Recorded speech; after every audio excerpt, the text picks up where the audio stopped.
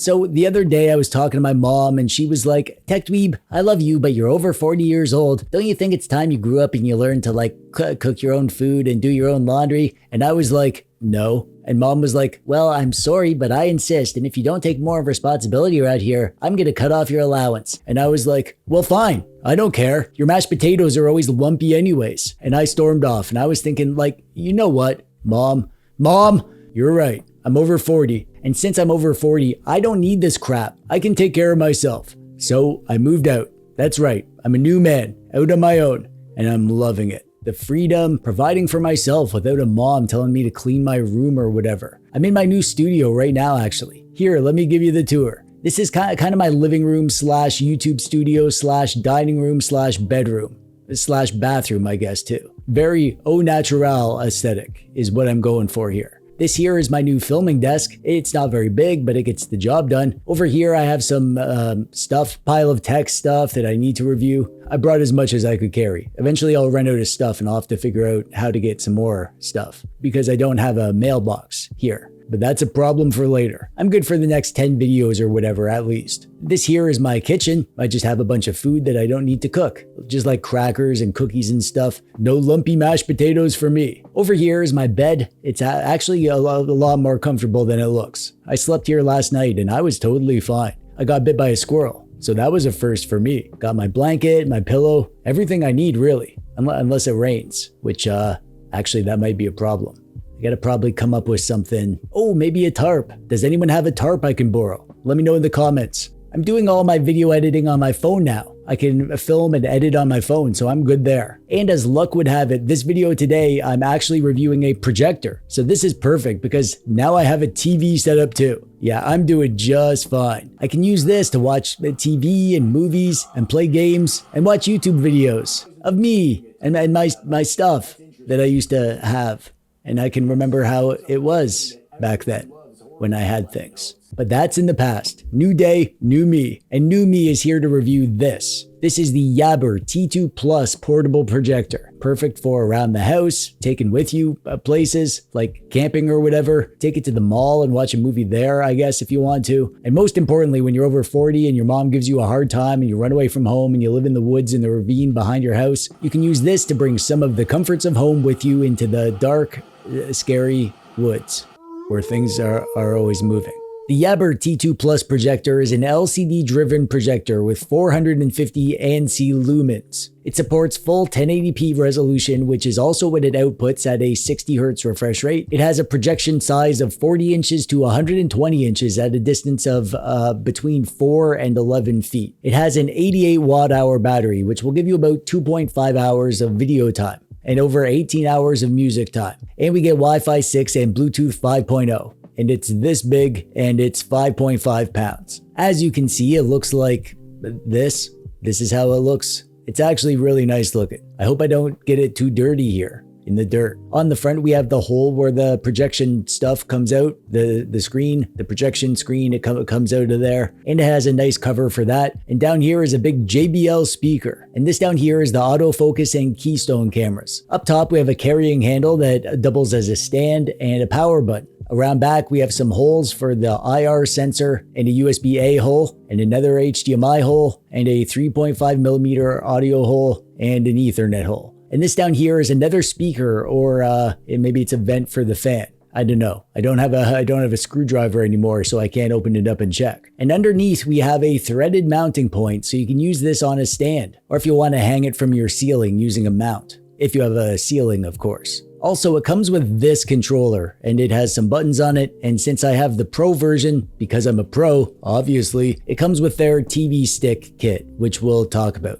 And I know right now you're thinking, TechDweeb, aren't you scared of wolves out in the woods? To which I'd say, yeah, of course I am. I heard some last night and they were actually pretty close. But then you might also instead say, TechDweeb, how the heck does that projector actually work? To which I'd say, Well, I'm glad you asked because I need to show you in the video of it. So this thing is battery powered. It has a built-in battery and you can charge it up and use it oot and a boot. This handle up here acts as a stand. So you're going to want to find a place to put it, like on some rocks or a tree stump. Or if you're like me and you thought ahead when you ran away from home and you brought a little table, you can use that. You'll want to use the handle to angle the projector if it needs to point up. You can turn it on with this button here and then the projector will boot up and it'll project, which means that it kind of shoots the image like magic through the air onto the screen. Oh, and you'll need a screen for this, by the way. I got this cheap pop-up screen from Amazon back when I used to live with my mom, so that's nice for me. But if you have a house with walls, then you could get one of those screens that goes on your wall. Or just shoot it right on your wall. I did that before, back when I had walls. And then the device will do automatic keystone adjustment, which means that the camera down here will automatically adjust the image to make sure it's properly squared up on your screen. And also it will automatically focus. You will need to have the projector at the right distance away from your screen. And that depends on the size of your screen too. The projector can shrink the image a bit if you have like an object or something to avoid, but not too much. So proper positioning and the screen size is important. Just make sure to measure your space, if you're going to be getting this to go in like your bedroom or your living room or your home theater or cozy mom's basement where all your favorite stuff is and it's warm and cozy and it feels like home. I checked out a Yabber projector on my channel in the past and I was happy to see that the software experience is the exact same on this one. It's just a very simple and well done software. It doesn't have a ton of options, but it gives you what you need. When you boot it up, you're greeted by this lovely group of multicultural 20-somethings and Yabber's motto, Pioneer of Entertainment Projector. Good for you there, Yabber. When you get into the system, it'll give you a sort of front end here where you can choose HDMI as the signal source or open up the screen share to cast your phone or wireless devices wirelessly. You can use the file manager to play video files from a USB device like a hard drive. I have this hard drive here full of movies and I can use that plugged in here, no problem. And document is where you can play slideshows and view documents if you need to use this for presentations or whatever. And then there's some settings down here. Change the theme, enable quiet mode so the fan is quieter, although that didn't really work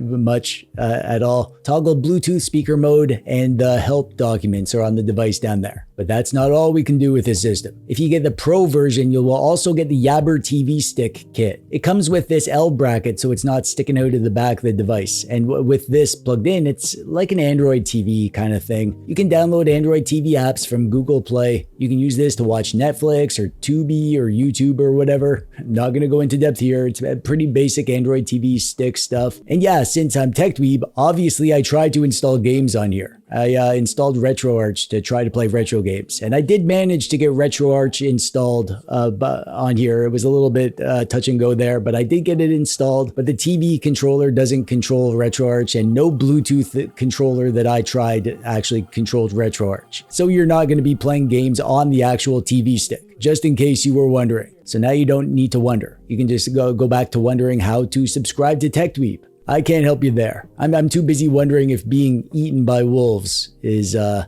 painful way to die. Probably not though, right? Let's talk about the sound first because that's a quick one. The sound quality is outstanding. This thing feels like a giant speaker system and it's so loud, so rich and clear and deep and bassy. It honestly sounds like a stereo. This thing is meant to be a portable projector, right? So you don't want to have to bring around extra speakers to enjoy watching stuff. And you totally don't need to here. I have a hard time imagining that anyone would want for more sound than this thing offers, other than maybe that it's just a single audio source. So if you have it in a home theater, you might choose to use speakers to have more stereo separation. But when you're taking this thing around, out and about, or in the woods where you live now, it feels like a really luxurious way to watch a movie or whatever. That you get that big booming sound along for the ride. Now, I'm no projector expert or anything. This is literally the first projector I've actually tried to properly review. And let's be real, I'm in the woods, so this isn't a real projector review. But to my untrained eyes, the quality of the projection is pretty darn good. This projector screen is sort of a gray screen, which I've heard is good for making it so that the darks feel more black, and it totally works. It feels maybe a little less bright than a white screen, but the actual contrast of the image is way better. I'm really happy with this cheap screen. I guess I should probably toss a link to this in the thingy below if you want this exact one. The image that you get from the T2 projector is really nice quality. However, keep in mind that this is a 1080p image. So if you're used to 4K on your TV like I am, you're gonna find it on the lower resolution side.